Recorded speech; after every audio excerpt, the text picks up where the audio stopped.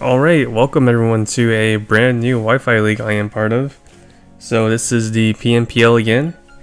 We are back for another season of Wi-Fi. This time, I believe they rebranded to the Phantom division. And it is a low tier division this time, so that means Pokemon like Dragapult, Iron Valiant, Meowscarada, all those high tier Pokemon, they're gone. What makes this a bit different from other low tier leagues I found out that it's even more low tier than regular low tier. So yeah, Pokemon like Decidueye, who are usually like 7 points, would be like 20 points. Pokemon like Wigglytuff or like Limit, who are usually like 1 point, would be like 7 points or something like that. So it's definitely a new experience for me. So we will be returning this season under a new name. So we're returning as the Flip Turn Freeways, named after my favorite Draftmon ever, Alomomola. Yeah, as you can see, I put a lot of effort into this logo. So much effort, in fact, you can still see the im2flip.com thingy at the bottom there. But yeah, so return this week to defend our title as the champion of the last season of Wi-Fi League. So in terms of our placement is ranked, I believe we got second seed, so that means we were able to pick pretty damn quickly. But looking at the board, this is my first low tier league ever, so I was a bit like confused on what to take. But let's just get into what we decide to take as our first pick. So our first pick will be Decidueye Hisui. So I realized that looking at the board and the mons that are available, I definitely wanted to prioritize a defogger, particularly a good defogger. And really the only two good defoggers on the board were both Decidueyes. So both Decidueyes, I believe. I think the regular one was like 19 points or something. Might have been 20 as well, but I took the Hisui one because it hits harder. Also gets scrappy, so it can hit ghost types with fine moves. You can run like choice band sets, triple arrows, gets momentum, U-turn. You can run special sets. A special attack stat isn't that bad. I used special sets before. But in the past I ran this more as like a defog bot, but I think in a lower tier setting like this, it can definitely go crazy as like an offensive set. So yeah, very excited to try out Decidueye Hisui. And moving on to our second pick. So we decided to pick up Qwilfish. So it would be wrong to not pick a single flip turn mon after the flip turn freeways. So I decided our second pick would be Qwilfish, and which in my opinion is probably like the best water type in the format. I believe this is like 15 points, but yeah, Qwilfish gets a lot of utility, gets flip turn, spikes, T-spike, toxic, destiny bond, hits quite hard. I think it's like base 90 attack, gets intimidate, and it gets pain split to recover HP. And so yeah, it was just really valuable for the hazards, for the flip turn momentum. Intimidate's really good. And yeah, that's why we picked up Qwilfish. So moving on to our next pick, we decided to pick up our removal. So I know this is Hisui gets defog, but if I want to reliably use it as an offensive mon, I figured that I should probably take a Rapid Spinner. And in low tier, there are not really many good Rapid Spinners either. You're basically limited to like Colossal, who can't TERA, Golem, who also can't TERA, a Lowland Golem. I mean, those guys are like plagued with quad weaknesses. So Sandslash here was like my best bet, I think, and it's also like one of the only good ground types in the format. In low tier, yeah, there's not really many ground types you can pick either. So I think Sandslash is like a pretty good solid pick for our third pick here. It also gets access to spikes, so we have a lot of hazard setters. Access to spin, of course. It's like decently bulky. It's like around like Donphan level bulk. So again, like one of the better ground types in the format. So yeah, pretty excited to try out Sandslash here. And moving on to our next guy. So our fourth pick, I decided to grab Wigglytuff. So having a Wish mon is like a pretty big staple, a part of all my drafts.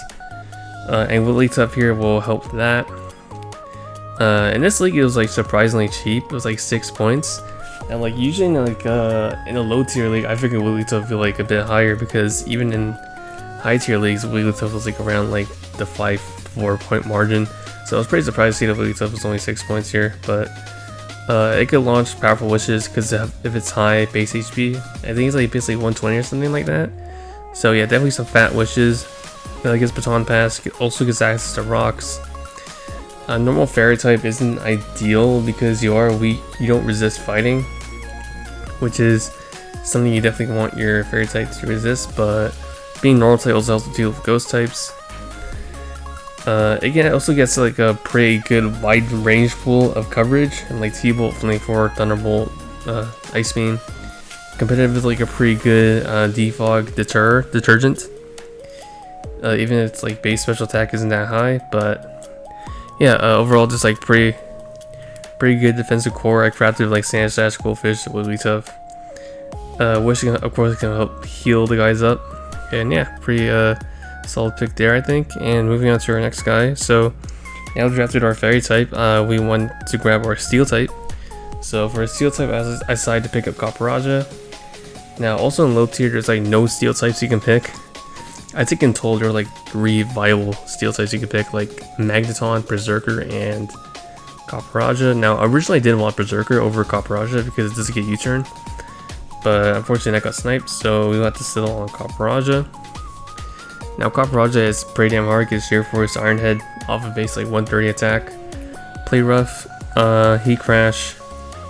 You can run special sets of like Flash Cannon, let's get rocks, still another rock setter. It's pretty damn slow, and which I think is like a pretty popular theme for my offensive ones here. This Jaisu is pretty damn slow, Copper is pretty damn slow. So you know, for our next pick I decided to fix that actually by drafting Galvantula. So I decided to pick Galvantula here because it gave it access to webs, which if I wanted to Decidueye Hisui to like hit really hard like Choice Band sets, I would need, because base 60 speed is not high enough. And with webs, Copper might start outspeeding stuff too. Maybe not like one of the faster mons, but definitely some like the slower mons in format. It also gave me a fast electric type, or just in general a fast Pokemon, because the fastest so far was the Quillfish, I believe. It was base like 80, but I definitely wanted to have like a base like 100 Pokemon.